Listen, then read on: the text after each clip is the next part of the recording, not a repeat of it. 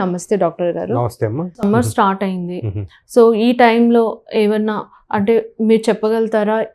ఈ సీజన్లో ఎక్కువ జాగ్రత్తలు తీసుకోవాలి, చాలా ఈ ఇన్సులిన్కి సంబంధించిన ఎవరైతే ఉన్నారో, డయాబెటీస్ ఎవరైతే ఉన్నారో వీళ్ళందరూ చాలా జాగ్రత్త తీసుకోవాలి. ఎందుకంటే ఇప్పుడు చిన్న విషయానికి ఫాస్టింగ్ అని, చిన్న ఏదైనా ఇప్పుడు Mahashivratri fasting, Tuesday fasting, so ఉపవాసాలు ఉండి వాళ్ళు తినకుండా ఓన్లీ మేము మిల్క్ తాగుతాం, ఫ్రూట్స్ తింటాం అనేసి ఉండడం వల్ల కూడా ఈ డయాబెటీస్ అన్నది వస్తుంది.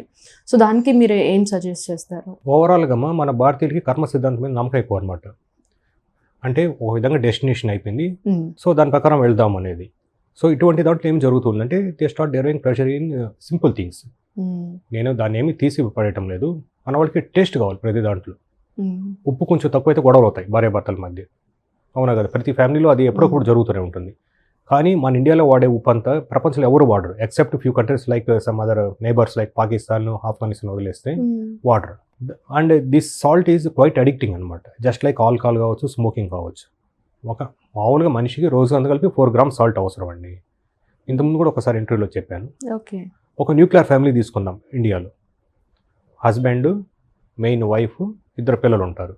సో ఒక మనిషి 4 grams సాల్ట్ అవసరం అంటే ఆ ఫ్యామిలీకి రోజుకి 16 grams సాల్ట్ అవసరం.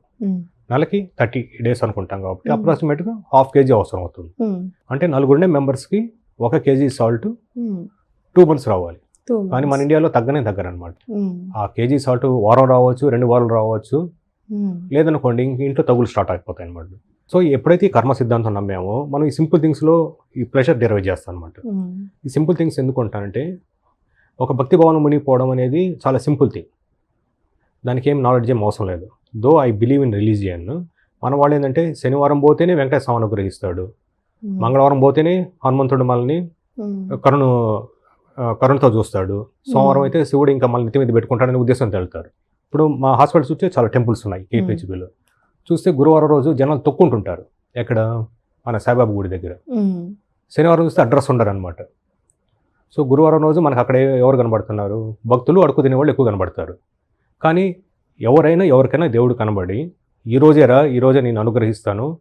ఇప్పుడు వెంకటేశ్వర స్వామి ఫర్ ఎగ్జాంపుల్, నేను చదివిన తిరుపతిలో కాబట్టి చెప్తాను అనమాట.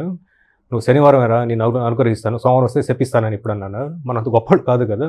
ఈ అపోహలు, అపనమ్మకాలు, చిన్న వాటికి ఇన్ఫ్లుయెన్స్ కావడము అంటే, మనకి ఏదైనా ఒక సమస్య ఎదురైంది అనుకోండి, లేదు మనకి ఏదైనా సందేహం వచ్చింది అనుకోండి, మనం దాన్ని ఆలోచించాం, ఎందుకు వచ్చింది ఈ సమస్య, దీనికి సొల్యూషన్ ఆలోచించాం. వెంటనే ఫేస్బుక్, యూట్యూబ్ లేకపోతే ఇన్స్టాగ్రామ్ ఓపెన్ చేసి ఎవరో ఒకరు చెప్పారు అని చెప్పేది దాన్ని ఫాలో అవుతూ ఉండేది అనమాట. ఈ ఫాస్టింగ్ అనే కాన్సెప్ట్.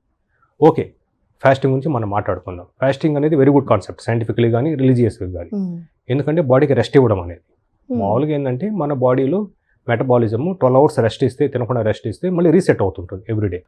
సో పాతప్పుడు మనం చూసుంటాం, నైట్ 8కి తినేసి మార్నింగ్ 6-7 వరకు ఏదో ఒకటి తినేసి ఉండేవాళ్ళు. అంటే ఆల్మోస్ట్ 12 hours ఖాళీ కడుపు మీద ఉండేవాళ్ళు.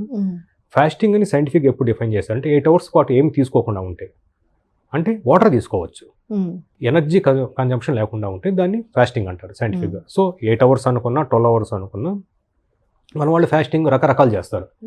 నిజంగా ఫాస్టింగ్ చేసేవాళ్ళు ఉంటారు, వాటర్ కూడా తాగకుండా. జస్ట్ లైక్ ఇప్పుడు మనం రోజా ఫాస్టింగ్ చూస్తున్నాం రంజాన్లో. కొంతమంది ఏంటంటే ఇంకో ఎక్స్ట్రీమ్ ఉంటారు, ఫాస్టింగ్ అని చెప్పి ఆ రోజు రకరకాల చిరు పదార్థాలు చేసుకుంటారు, ఉప్మా, దోశలు, ఇంకా లేదు అంటే హల్దీరామ్ పేరు అయితే కానీ అది కట్ అయిపోతుంది, హల్దీరామ్స్ నుంచి తెప్పించుకొని తింటుంటారు అనమాట. అంటే వెజిటేరియన్ తింటేనే దేవుడు అనుగ్రహిస్తాడు అన్నట్లు. ఇది ఎవరి నమ్మకం వాళ్ళది, నేను కాదంటాం లేదు.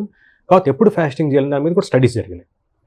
ఫాస్టింగ్ అంటే 8 hours పాటు ఫుడ్ ఇంటేక్ తినకుండా ఉంటే డయాబెటీస్ ఎలా ఇంప్రూవ్ అవుతుంది అనేది.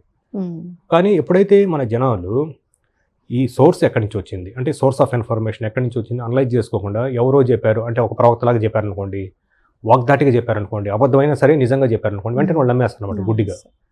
ఈ ఆకులు తింటే షుగర్ నయమైపోద్ది అన్నా సరే, నా కీటో డైట్ చేస్తే అసలు ఇన్సులిన్ కూడా మానేయాల్సిన అవసరం ఉంది అనుకోని వాళ్ళు నమ్మేస్తారనమాట.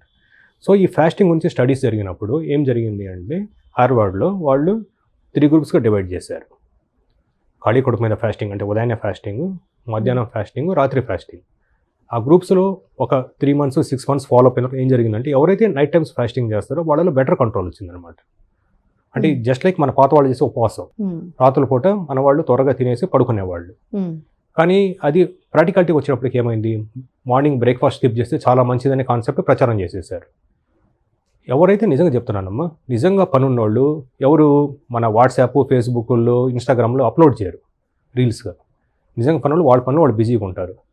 ఎవరైతే కొంతమంది ఉంటారన్నమాట, అంటే వాళ్ళకి పేరు రావడానికి, లేనిది ఉందని చెప్పుకోవడానికి, వాళ్ళ బతుకు తెరువు కోసము ఈ ఇన్స్టాగ్రామ్స్, సోషల్ మీడియా యూజ్ చేసుకొని దాన్ని వైరల్ చేసుకుంటారన్నమాట, లేని ఇన్ఫర్మేషన్. దాన్ని మనం పాతప్పుడు గోబెల్స్ ప్రచారం అనేది, అంటే హిట్లర్ కాలంలో గోబెల్స్ మీకు తెలిసే ఉంటుంది హిస్టరీ చూస్తుంటే, లేని దాన్ని ఉన్నట్టు చెప్పేది, ఉన్నదాన్ని లేనట్టు చెప్పేది అనమాట.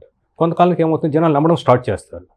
లేకపోతే హైలీ ఎడ్యుకేటెడ్ జర్మన్స్ పక్కన పొరుగు దేశమైన ఆస్ట్రియా వాళ్ళకి ఎందుకు వ్యతిరేక అవుతారమ్మా, చిన్నపిల్లలను కూడా చంపేశారనమాట. సో ఇదంతా ప్రాపగండా అనమాట అది. సో నేను చెప్పేది ఏంటంటే, ఒక వయసు వచ్చిన తర్వాత అందరికీ దేవుడు ఒక బుర్ర ఇచ్చాడు కాబట్టి మనకి ఏదైనా ఇన్ఫర్మేషన్ వచ్చింది, ఆ ఇన్ఫర్మేషన్ ఏ సోర్స్ నుంచి వచ్చింది, అది నిజమైందా కాదని మనం అనలైజ్ చేసుకోవాలి. మనం అనలైజ్ చేసుకున్నప్పుడు డెఫినెట్గా ఇటువంటి వాటి మనం బలి కాక తప్పదన్నమాట.